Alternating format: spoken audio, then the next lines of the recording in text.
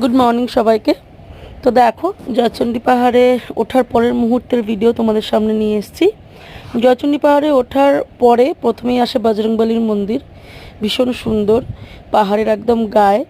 সেখান থেকেও ভিউটা যেটা রয়েছে সেটা অসাধারণ, কিন্তু বজরংবলীর এক স্টেপ ওপরেই জয়চণ্ডী মাতার মন্দির, এবং সেখান থেকে যে গোটা শহরের যে ভিউটা সেটা আলাদাই, মানে সুন্দর।